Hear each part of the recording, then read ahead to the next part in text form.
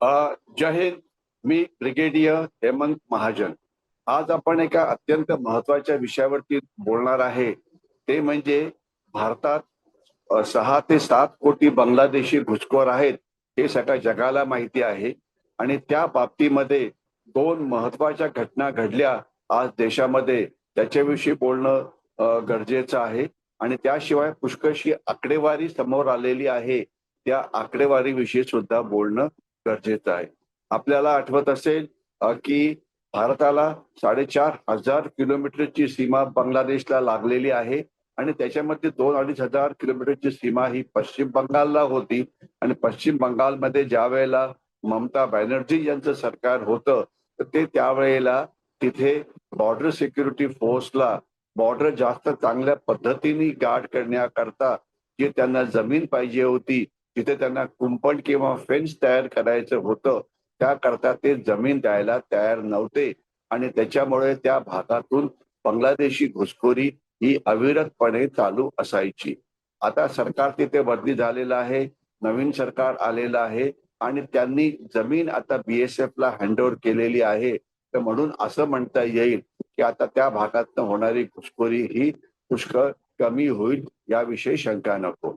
परंतु तेवढं पुरेसं आहे का? आणि त्याच वेळेला एक दुसरी महत्वाची बातमी आली. 26 मेला भारताचे जे होम मिनिस्टर आहेत श्री अमित शहा यांनी एक घोषणा केली की एक निवृत्त न्यायाधीश प्रकाश नावळेकर यांच्या अध्यक्षतेखाली एक उच्चस्तरीय समिती नेमण्यात आलेली आहे, जी जे भारतामध्ये होणारी बेकायदेशीर घुसखोरी आणि भारतामध्ये जी एक अनैसर्गिक वाढ झालेली आहे मुस्लिम लोकसंख्येची, त्याच्यावरती अभ्यास करेल. आणि या अभ्यासामध्ये या कमिटीच्या बरोबर एक IPS म्हणजे इंडियन पोलीस सर्व्हिसचे ऑफिसर असतील, एक सेन्सस कमिशनर असतील, एक IAS ऑफिसर असतील. आणि होम मिनिस्टरच्या नेतृत्वाखाली ही कमिटी आपला अभ्यास पूर्ण करेल. आणि ही जी प्रचंड घुसखोरी झालेली आहे, तर त्याला थांबवायचं कसं, त्याच्यावरती अजून काय उपाययोजना करायला पाहिजे, याच्याविषयी ते अभ्यास करून आपली जी रेकमेंडेशन म्हणजे आपले जे करायला काय पाहिजे हे सांगणार आहेत. तर त्यांचं काम तर आता सुरू होईल, परंतु त्याच्या आधी आपल्याला काही आकडेवारी समजणं महत्वाचं आहे. 1947 साली भारत आणि पाकिस्तानचं विभाजन झालं. आणि 47-48च्या काळामध्ये भारतातले काही मुसलमान हे पाकिस्तानमध्ये गेले आणि पाकिस्तानमधले काही हिंदू हे भारतात आले. ही मुवमेंट 47 आणि 48च्या सालामध्ये होती. परंतु 1949-50 मध्ये स्थिर स्थावर झालं. आणि जे मुसलमान भारतात राहिले ते भारतातच राहिले, जे हिंदू पाकिस्तानमध्ये शिल्लक राहिले ते पाकिस्तानमध्ये शिल्लक राहिले. आणि 1951 साली सर्वात पहिली जी गणमोजना असते म्हणजे सेन्सस असतं, म्हणजे लोकसंख्या मोजणी असते, ती झाली. आणि त्याच्यामध्ये जी आकडेवारी बाहेर आली त्याच्याविषयी आपल्याला कळायला पाहिजे.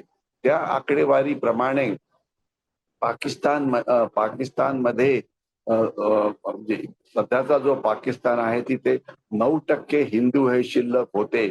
आणि आज जर आपण बघितलं म्हणजे 2026 मध्ये, तर ही संख्या 1%हून कमी झालेली आहे. म्हणजे 8% तिथल्या हिंदूंची संख्या जी आहे ती घटलेली आहे. आणि आपण जर ईस्ट पाकिस्तानकडे बघितलं किंवा सध्याच्या बांगलादेशकडे, तर आपल्याला असं दिसतं की त्यावेळेला म्हणजे 1950 साली तिथे 26% ही हिंदूंची लोकसंख्या होती. आणि ती आता कमी होऊन 8%वरती झालेली आहे. म्हणजे जवळजवळ 16% ही लोकसंख्या कमी झालेली आहे. तर ही जी लोकसंख्या कमी झाली 16% बांगलादेशमध्ये, 7 ते 8% पाकिस्तानमध्ये. तर याचं झालं काय?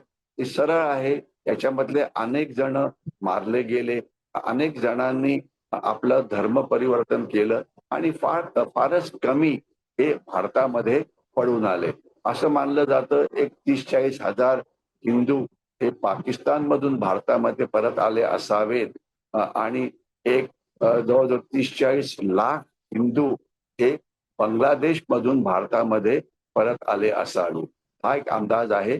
एक्झॅक्ट किती आकडेवारी आहे ही आता आपली लोकसंख्या मोजणी होते आहे त्यावेळेला ते आपल्याला कळेलच, परंतु ब्रॉड आकडेवारी ही समजायला काही हरकत नाही. तर म्हणजे थोडक्यात काय झालं तर आपल्याला आकडेवारी अशी दिसते की जर भारताविषयी बोलायचं म्हटलं तर भारतामध्ये 1951 सालच्या मोजणीप्रमाणे 85% हिंदू लोकसंख्या होती आणि मुस्लिम लोकसंख्या ही 9%हून भारतामध्ये होती.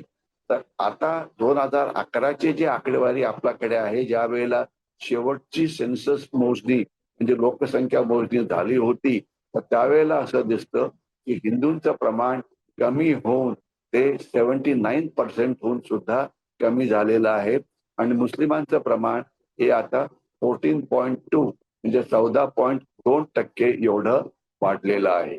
जे याचा अर्थ हिंदूंची लोकसंख्या ही 85 वरनं घटून 79 वरती म्हणजे जवळजवळ 6% कमी झालेली आहे आणि मुस्लिमांची संख्या ही जवळजवळ 5%हून जास्त वाढलेली आहे.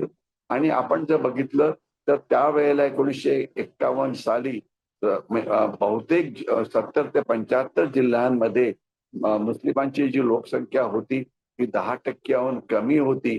आता आता जवळजवळ 55% जिल्ह्यांमध्येच ही लोकसंख्या त्याच्याहून कमी आहे.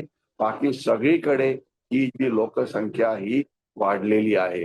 म्हणजे आता प्रचंड प्रमाणामध्ये ज्या लोकसंख्येमध्ये वाढ झालेली आहे आणि आज जगामधली जी मुस्लिम लोकसंख्या बघितली तर आपण जवळजवळ 11% जगातले मुस्लिम हे भारतामध्ये राहतात.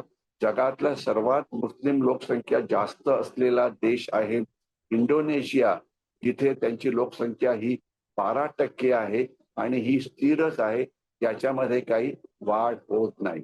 आणि आपण जर बघितलं तर लोकसंख्या वाढ काही भागामध्ये खूपच जास्त झालेली आहे आणि ती मुद्दाम केली गेली असावी असं वाटण्याकरता आपल्याला नक्कीच संशय आहे.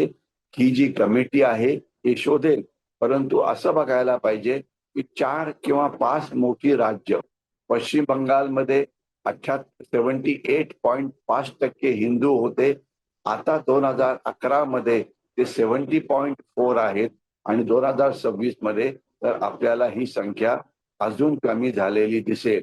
म्हणजे 78.5%वरनं पश्चिम बंगाल मधली हिंदूंची संख्या कमी होऊन 70.4 वरती पोहोचलेली आहे आणि मुर्शिदाबाद जिल्हा, मालदा जिल्हा, उत्तर दक्षिण परगणा हे जे सीमावर्ती जे जिल्हे आहेत पश्चिम बंगालमध्ये, तिथे हिंदूंची संख्या ही जवळजवळ 0 झालेली आहे. आपण ज्या वेळेला आसाम राज्याकडे बघतो 1951 साली हिंदू तिथे 66.65% होते, ते आता 61%हून कमी झालेले आहेत. त्याचा अर्थ 5 ते 6% लोकसंख्या हिंदूंची कमी झालेली आहे. धुबरी जिल्हा, बारपेटा जिल्हा, तरांग जिल्हा, हायलाकंडी जिल्हा यामध्ये तर लोकसंख्या पूर्णपणे त्याचा समतोल जो आहे तो बिघडलेला आहे. पुढचं राज्य आहे केरळा.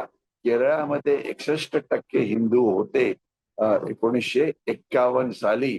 आता ती लोकसंख्या 54%हून सुद्धा कमी झालेली आहे. मल्लपुरम वगैरे जे जिल्हे आहेत किनारपट्टीवरती किंवा उत्तरेकडचे जे काही जिल्हे आहेत तिथे ही लोकसंख्या खूपच कमी झालेली आहे. मग आपण झारखंडकडे बघतो त्यावेळेला असं आपल्याला दिसतं की झारखंडमध्ये जे लोकसंख्या होती आदिवासींची, आदिवासी 36% लोकसंख्या ही आदिवासी होती, ती आता 26%हून कमी झालेली आहे. जे 10% आदिवासींची संख्या कमी झाली आहे ते आता ख्रिश्चन बनलेले आहे. याच्याशिवाय हिंदूंची लोकसंख्या ही 87% एवढी होती, ती आता 82%हून कमी झालेली आहे. म्हणजे ती पुष्कळच कमी झालेली आहे. जम्मू काश्मीर मुस्लिम बहुल होता याविषयी काही डाऊट नाही आणि काश्मीर खोऱ्यामध्ये आता 95हून जास्त टक्के जी लोकसंख्या आहे ती मुस्लिम आहे आणि बडगाव असो की अनंतनाग असो की बांदीपुरा असो की श्रीनगर असो, तिथे जी हिंदूंची संख्या आहे ही जवळजवळ 0% झालेली आहे. आणि याच्याशिवाय अजून 2 ठिकाणी हिंदूंची संख्या फार कमी होते आहे. एक तर भारत नेपाळची सीमा आहे, तिथला जो तराई भाग आहे, रामपूर आणि मुरादाबाद जिल्हे, तर तिथे सुद्धा हिंदूंची संख्या ही अत्यंत कमी झालेली आहे. तर आता हा जो लोकसंख्या समतोल पूर्णपणे बिघडलेला आहे, तो कसा झाला याच्यावरती अर्थातच हे जे कमिशन ज्यांचं आता मी नाव घेतलं होतं त्याच्यावरती एन्क्वायरी करेल आणि मला खात्री आहे की एक्झॅक्ट आकडेवारी जी आहे ती बाहेर येईल. परंतु एवढं नक्की की हा जो असमतोल आहे हा भयानक आहे. मी रिपीट करतो, हा जो असमतोल आहे हा भयानक आहे. आता याच्याकरता कारण काय हे विचारलं जातं. याच्याकरता एक 3 कारणं सांगितली जातात. नंबर 1 तर सर्वात मोठं कारण आहे की भारत बांगलादेश सीमेवरनं झालेली घुसखोरी हे सर्वात मोठं कारण आहे. आणि तिथे म्हणजे तिथे ममता बॅनर्जींनी घुसखोरीला कशी मदत केली त्याच्याशिवाय एक लक्षात यायला पाहिजे की घुसखोरी ईशान्य भारतात आणि पश्चिम बंगालमध्ये एवढी वाढली की तिथून आता जे घुसखोर आहेत ते 9 राज्यांकडे जातात. उत्तर प्रदेश, उत्तराखंड, महाराष्ट्र वगैरे. आणि जी मोठी शहरं आहेत म्हणजे दिल्ली आहे, मुंबई आहे, बँगलोर आहे, पुणे आहे, यांच्याकडे ते त्या घुसखोर हे जात आहेत. कारण पश्चिम बंगालमध्ये किंवा आसाम ईशान्य भारतामध्ये त्यांना राहायला आता जागाच शिल्लक राहिलेली नाही. म्हणून आता ते इतर राज्यांकडे मोठ्या संख्येने जात आहेत हे आपल्याला कल्पना असावं. आणि समुद्राच्या बाजूनी सुद्धा बांगलादेशी घुसखोरी होते. खास तर ही आपली पूर्व किनारपट्टी आहे, ईस्टर्न कोस्टलाईन आहे, पूर्व किनारपट्टी आहे. पश्चिम बंगाल आणि ओरिसामध्ये ही घुसखोरी पुष्कळ वाढलेली आहे. तर म्हणजे नंबर 1 कारण आहे बांगलादेश सीमेवरती जे आपले बॉर्डर सिक्युरिटी फोर्स होते त्यांना आपलं काम जमलं नाही आणि तिथून 6-7 कोटीहून जास्त बांगलादेशी हे भारतात घुसलेले आहेत. काही आता बांगलादेशी परत चाललेले आहेत, परत गेले असावे, पण ती संख्या फारशी मोठी नाही. काही युट्यूबर दाखवण्याचा प्रयत्न करतात की लाखोच्या संख्येने बांगलादेशी पळून चाललेले आहेत. ते सत्य नाही.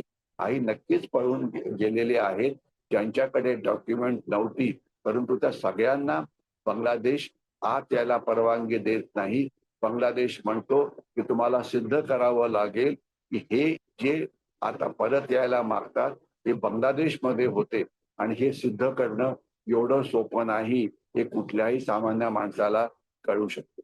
दुसरं जे कारण आहे ते म्हणजे असं की ज्याला म्हणतात TFR रेट, तेव्हा एका जोडप्याला होणारी मुलं, आता हिंदूंचा जो TFR रेट आहे हा 1.94 आहे.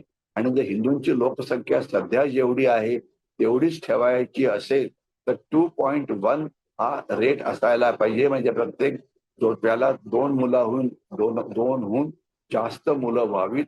परंतु आता जोडपी जी आहेत त्यांना मुलं नको असतात.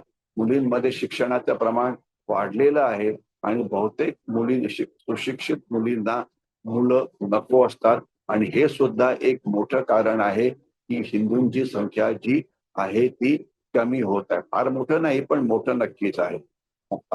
आणि याच्याशिवाय तो मुस्लिमांचा जो TFR रेट आहे तो पण कमी झालेला आहे.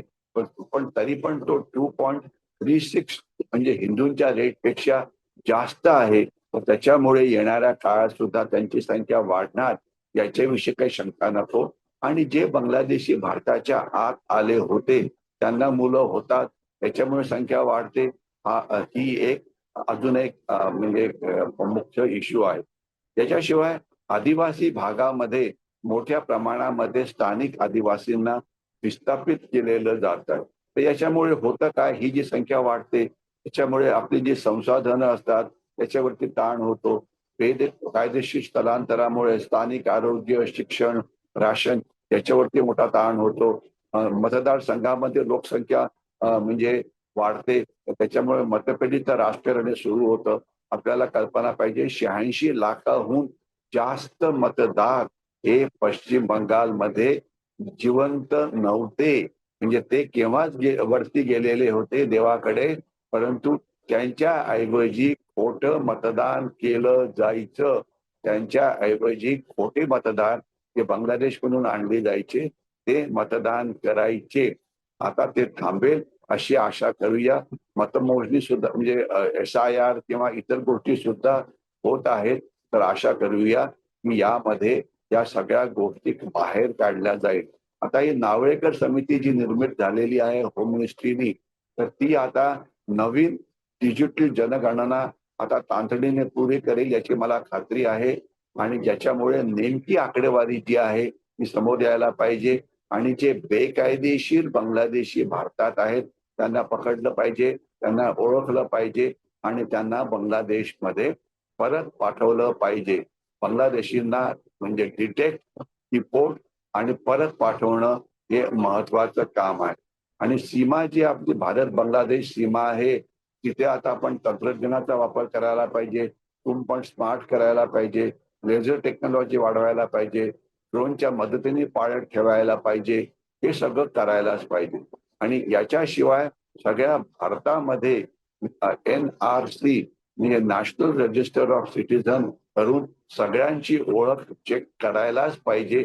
आणि वैध नागरिक कोण आणि बेकायदेशीर कोण याकरता डिजिटल पद्धतीने त्यांची पडताळणी ही व्हायलाच पाहिजे. आणि फॉरेनर्स ऍक्ट जो आहे त्याच्यावरती त्याचा अंमलबजावणी करायलाच पाहिजे. कारण आपल्या देशासमोर एक प्रचंड संकट उभं राहिलेलं आहे. ते म्हणजे पाकिस्तान आणि बांगलादेशनी भारतावरती लोकसंख्यात्मक आक्रमण केलेलं आहे. आणि यामुळे भारताची लोकसंख्याचा जो समतोल आहे हा पूर्णपणे बिघडलेला आहे.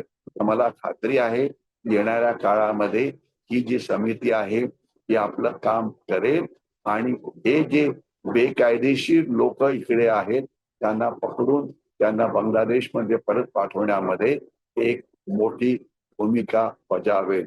मी इथेच थांबतो. जय हिंद.